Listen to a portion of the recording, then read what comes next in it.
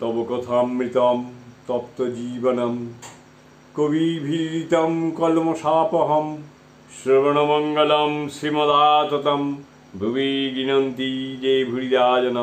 শ্রীরামকৃষ্ণ কথামৃত পাঠ। এবারের বিষয় বরাহনগর মঠ, প্রথম পরিচ্ছেদ, প্রথম অংশ।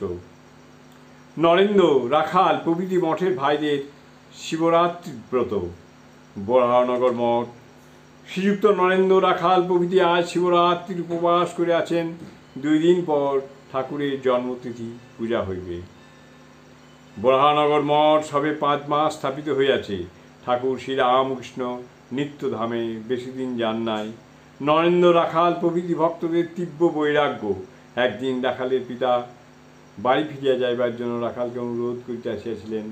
রাখাল বলিলেন, কেন আপনারা কষ্ট করে আসেন? আমি এখানে বেশ আছি। এখন আশীর্বাদ করুন যেন আপনারা আমায় ভুলে যান আর আমি আপনাদের ভুলে যাই। সকলেরই তীব্র বৈরাগ্য, সর্বদা সাধন ভোজন লইয়াছেন। এক উদ্দেশ্য, কিসে ভগবান দর্শন হয়। নরেন্দ্রাদি ভক্তরা কখনো জপ ধ্যান করেন, কখনো শাস্ত্র পাঠ করেন। নরেন্দ্র বলেন, গীতায় ভগবান যে নিষ্কাম কর্ম করতে বলেন, সে পূজা, জপ, ধ্যান এইসব কর্ম, অন্য কর্ম নাহি। আজ সকালে নরেন্দ্র আর কলিকাতায় আসিয়াছেন।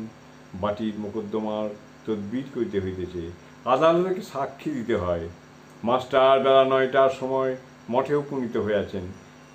দানাদের ঘরে প্রবেশ করিলে পর তাহাকে দেখিয়া শ্রীযুক্ত তারক আনন্দে শিবের গান ধরিলেন।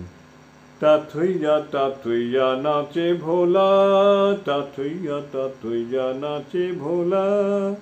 তাহার গানের সহিত রাখালও যোগ দিলেন, আর গান গাহিয়া দুজনেই নৃত্য করিতেছেন। এই গান নরেন্দ্র সবে বাঁচিতেছেন। তাথইয়া তাথইয়া নাচে ভোলা, বম বম বজে গাল। তাথইয়া তাথইয়া নাচে ভোলা, বম বাজে গাল। ডিমি ডিমি ডিমি ডমরু বাজে, ডিমি ডিমি ডিমি ডমরু বাজে, দুলিছে কপাল মাল। তাথইয়া তাথইয়া নাচে ভোলা, বম বাজে গাল। গরজে গঙ্গা জটা মাঝে, উগরে অনল ত্রিশূল রাজে। গরজে গঙ্গা জটা মাঝে, উগরে অনল ত্রিশূল রাজে।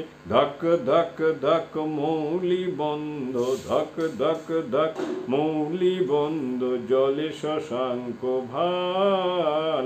তাথইয়া তাথইয়া নাচে ভোলা। মঠের ভাইরা সকলে উপবাস করিয়াছেন। ঘরে এখন নরেন্দ্র, রাখাল, নিরঞ্জন, শরৎ, শশী, কালী, বাবুরাম, তারক, হরিশ, শিথির গোপাল, সারদা মাস্টার আছেন। যোগীন, লাটু, বৃন্দাবন আছেন। তাহারা এখনো মঠ দেখেন না।